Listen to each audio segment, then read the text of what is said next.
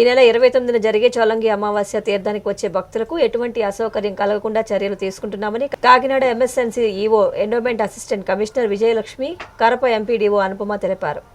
ఈ నెల 29న జరిగే చోలంగి అమావాస్య తీర్థానికి వచ్చే భక్తులకు ఎటువంటి అసౌకర్యం కలగకుండా చర్యలు తీసుకుంటున్నామని Kakinada MSNP EO endowment assistant commissioner Vijayalakshmi, Karapa MPDO Anupama తెలిపారు.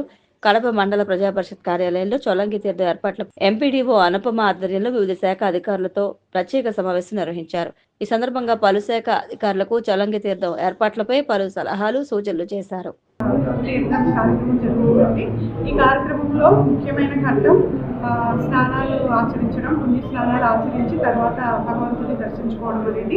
ఈ తీర్థంకి సంబంధించి చేయవలసినటువంటి అన్ని రకాలైనటువంటి ఏర్పాట్లని మా తరఫు నుంచి ఏర్పాటు చేయడం జరిగిందండి. భక్తులు ఎవరు కూడా ఇబ్బంది పడకుండా స్నాన ఘట్టాల దగ్గర కానీ దర్శనాల దగ్గర కానీ ఎటువంటి ఇబ్బందులు పడకుండా క్యూ లైన్లను అలాగే చదువు పందిళ్లను ఏర్పాటు చేయడం జరుగుతుంది. అలాగే చంటి బిడ్డలకి, భార్యాభర్తలకి, అలాగే వచ్చినటువంటి భక్తులకి అందరికీ కూడా వేడిగా పాలు, ఉచిత అన్న ప్రసాదం కూడా వారికి ఏర్పాటు చేయడం జరుగుతుందండి.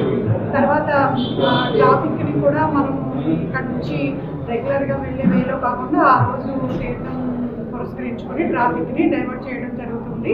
సో దీనిని గమనించి ప్రజలందరూ కూడా డైవర్ట్ చేసిన దారిలోంచి వెళ్ళి ఈ యొక్క తీర్థం సక్సెస్ఫుల్గా జరగవలసిందిగా ప్రజలందరినీ కోరుకుంటున్నాము. అలాగే ఎటువంటి సమస్య వచ్చినా కూడా అక్కడ పోలీసులు మేము కూడా అందుబాటులో ఉంటాము. తర్వాత ఆంబోతుల్ని తీసుకొచ్చి, అప్పన్న ఎద్దుల్ని తీసుకొచ్చి స్నానఘట్టాల దగ్గర స్నానం చేయించే కార్యక్రమం కూడా ఈ తీర్థంలో జరుగుతుందండి. అయితే ఇది జరిగేటప్పుడు భక్తులందరూ తెల్లవారుజామున 28వ తేదీ రాత్రి 1 గంట నుంచి స్నానాలు ఆచరించడం జరుగుతుంది. అది 29వ తేదీ 12 గంటల వరకు కొనసాగుతుంది.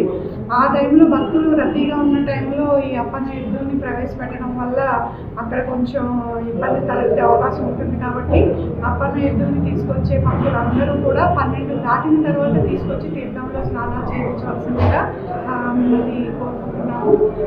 ఈ తీర్థానికి కావాల్సినటువంటి అన్ని ఏర్పాట్లని చేస్తున్నాము. భక్తులు ఈ సౌకర్యాలన్నింటినీ కూడా వినియోగించుకొని స్వామివారి క్షేత్రంలో స్నానం ఆచరించి స్వామివారి దర్శనం చేసుకుని అందరూ కూడా